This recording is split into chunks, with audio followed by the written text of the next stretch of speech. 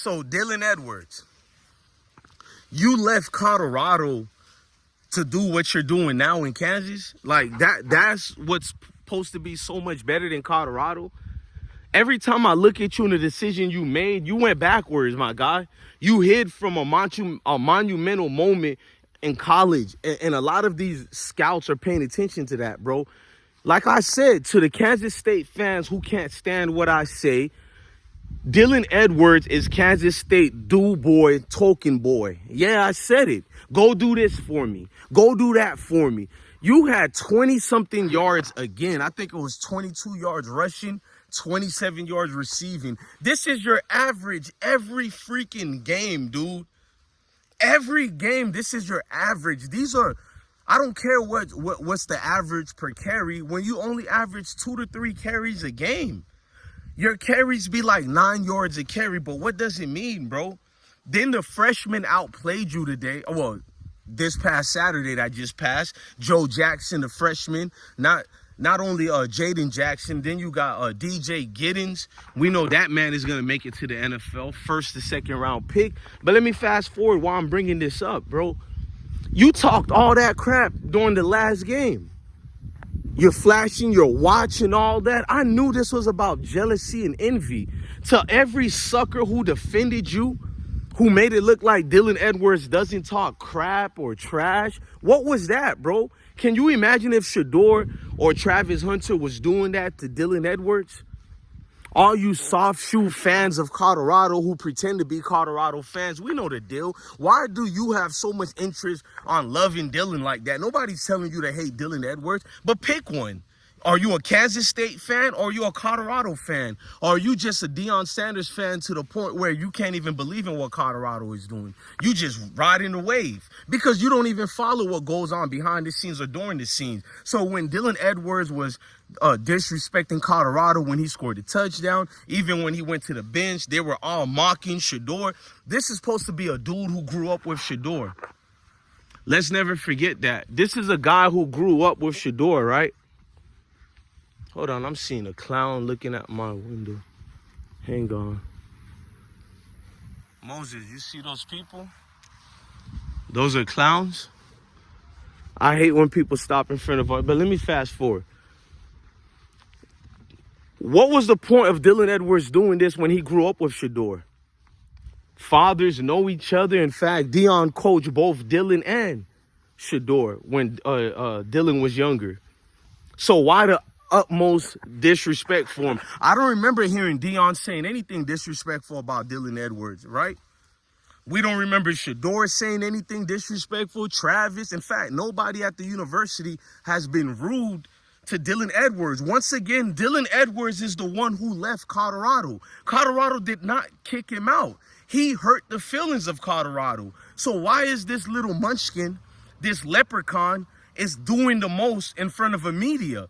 It's like they get to the Mayo Nation and they become professional victims.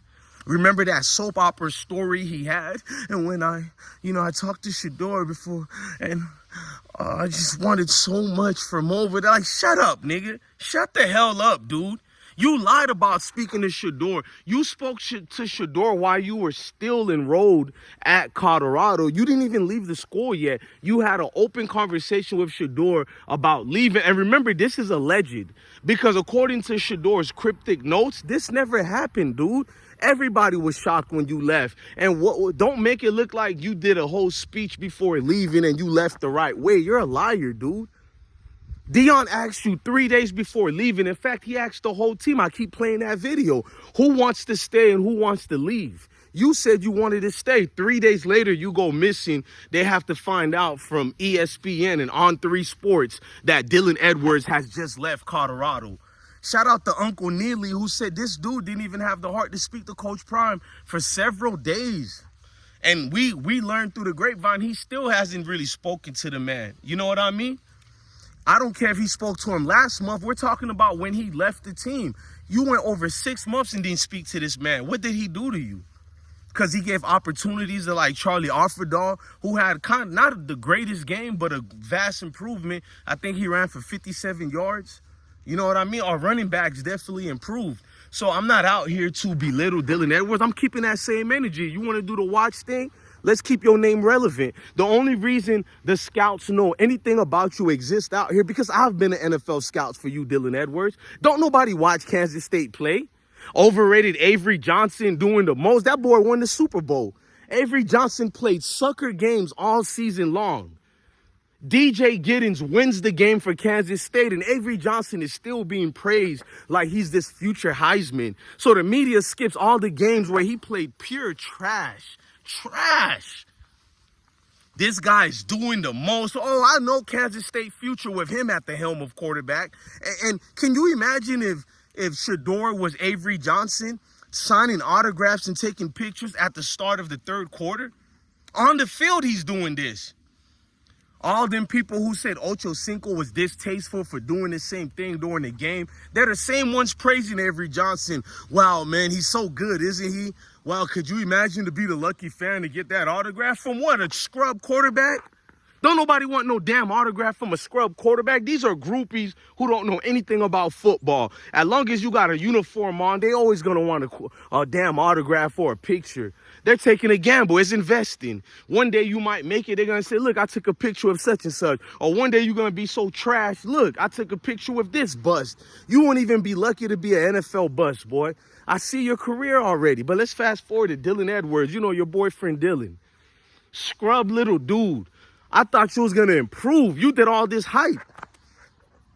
All your supporters came at me like I'm chopping it up, like I'm lying about what your role is at Kansas State. Bro, they don't need you.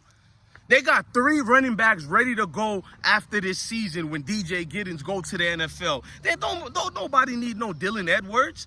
They got a freshman from Haines City, Florida, Joe Jackson. Mike Jackson, what they call him. But Joe Jackson is going crazy on the field. Could you imagine when he becomes a starter next year? Because we all know he's starting over you. 6'1", 215 pounds, freshman. Oh, he's starting over you, and everybody talking about Kansas State know how to do wonders with smaller backs. Nigga, this ain't the early 2000s and 90s anymore. Kansas State hasn't been a team displaying the small running back for at least 10 years now. 7 to 10 years now, man. Chris Kyman don't care about no small running back. Chris Kyman only plays his big backs. He want a big running back who can hand the ball majority of the time on some Georgia football type ish. Chris Kyman knows he doesn't have a good quarterback. He didn't believe in Will Howard. Will Howard dipped out and went to Ohio State because he knew the writing was in the pudding when they had Avery Johnson being this sweetheart. So Will Howard went all the way to Ohio State. Avery Johnson didn't do nothing to prove to none of the praise, bro. Chris Kyman knew this, so he echoes an echo chamber of nothing but running backs to excel. His whole plays are scripted for running backs. Then how come Dylan Edwards isn't excelling? Why isn't Dylan Edwards one of the members on that Hunberg? I don't know how to say that award name, but the Hunnug Award. If somebody knows the award name, put it on the comment section for me. But I've been reviewing everything going on. He was on the watch list for what he did at Colorado. So Colorado helped this man almost get an award, but he's not even on the list anymore. When they seen what his role was at Kansas State, he immediately got knocked off that award list. I know Travis Hunter's on that award list, and that's one of Travis' smaller awards he's going to get because he's on a bigger list than that. That could have been Dylan Edwards this year, I swear. He could have legitimately be either a Heisman candidate or the Walker Award candidate, at least the Walker Award candidate. He would have easily won the hearts of the coaches over there if he's this hard worker he says he is. We know he's a good running back. Yeah, move away from the worms, Moses. He could have easily get the starting position this year. He didn't get it in the spring, so he quit.